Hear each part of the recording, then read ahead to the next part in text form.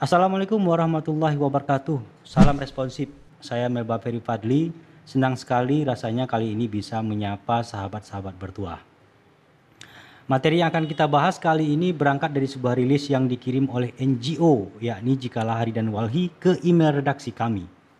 Nah, materi dalam rilis itu memuat rekam jejak seorang pejabat di Riau yang saat ini dia menjadi salah satu kandidat yang akan duduk di satu dinas. Bagaimana informasi selengkapnya?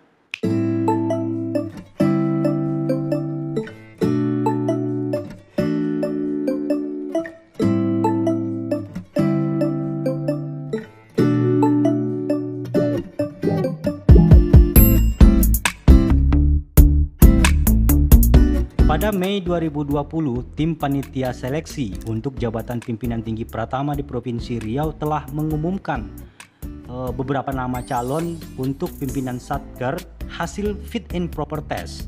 Nah, untuk posisi Kepala Dinas Lingkungan Hidup dan Kehutanan di Provinsi Riau, ada 3 nama yang muncul, yakni M. Edi Aprizal, Mamun Murod, dan Imam Sukendar.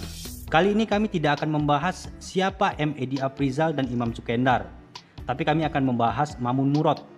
Ternyata dia sosok yang cukup populer di kalangan penggiat lingkungan di Provinsi Riau. Kedua NGO ini mendesak Gubernur Riau, Samsuar, agar tidak menunjuk Mamun Murod sebagai Kepala Dinas Lingkungan Hidup dan Kehutanan di Provinsi Riau. Penggiat lingkungan ini menganggap Mamun Murod belum memenuhi kriteria untuk mengurus sektor kehutanan di Provinsi Riau. Kehadiran Mamun Murod justru akan sangat menghambat rencana Riau Hijau yang sebelumnya sudah digagas oleh Samsuar dalam visinya.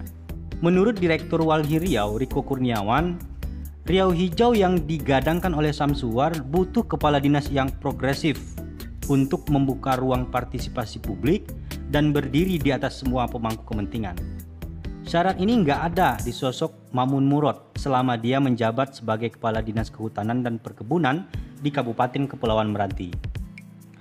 Walhi Riau dan Jikalah Hari sebelumnya membongkar kembali dokumen-dokumen yang mereka punya, yang mana dokumen-dokumen itu mengemukakan tentang rekam jejak apa yang telah dilakukan Mamun Murod selama dia menjabat sebagai Kepala Dinas Kehutanan dan Perkebunan di Kabupaten Kepulauan Meranti.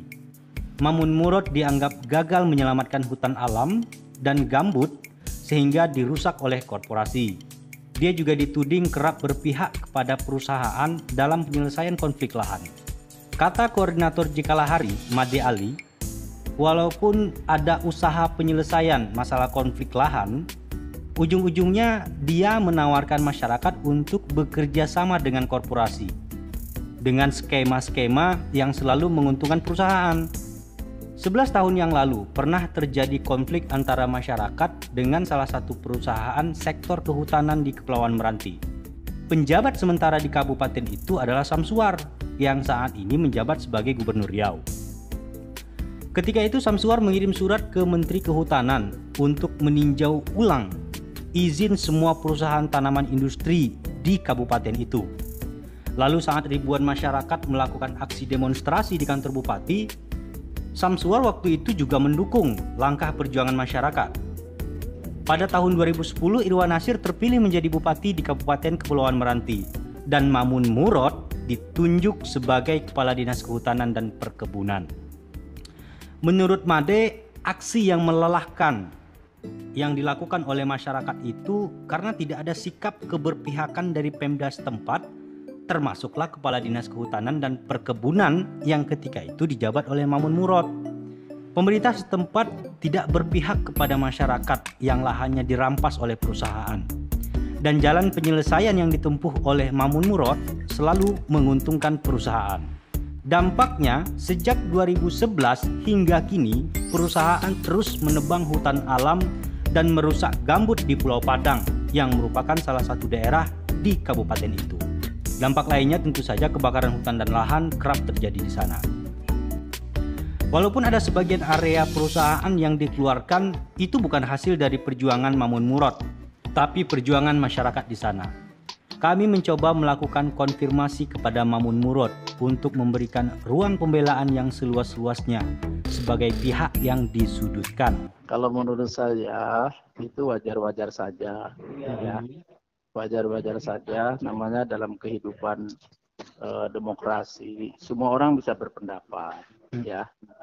Tetapi mungkin lebih elegan kalau pendapat itu disampaikan setelah kita bertugas, ya. Iya. Setelah bertugas artinya kalau memang kita memiliki atau tidak memiliki kemampuan untuk bekerja, maka disitulah seharusnya para pihak itu komplain.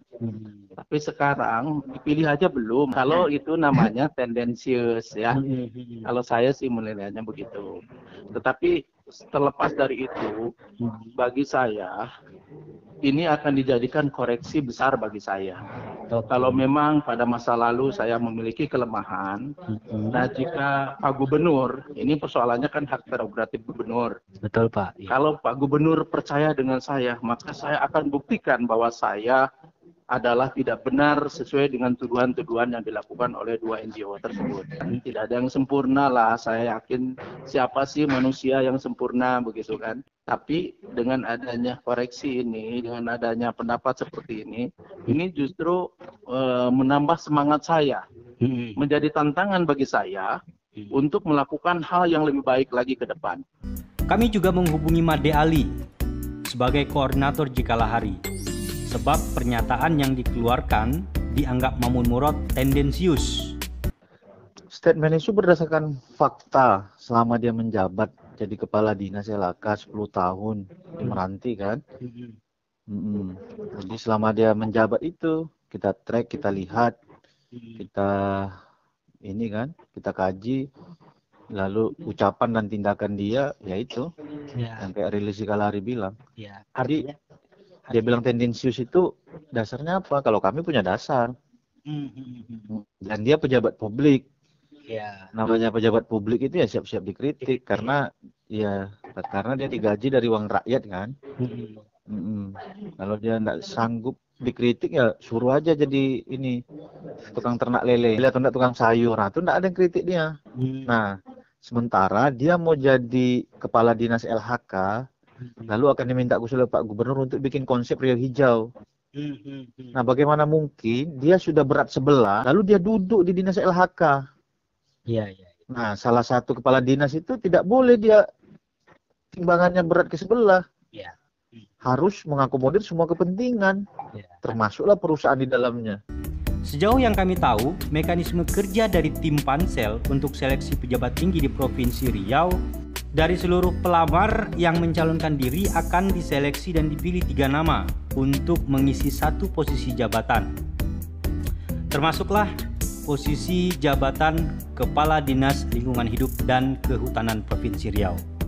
Gubernur Riau Samsuar nantinya mempunyai wewenang penuh untuk memilih siapa kira-kira pejabat yang dianggap cocok bekerja di bawah pimpinannya.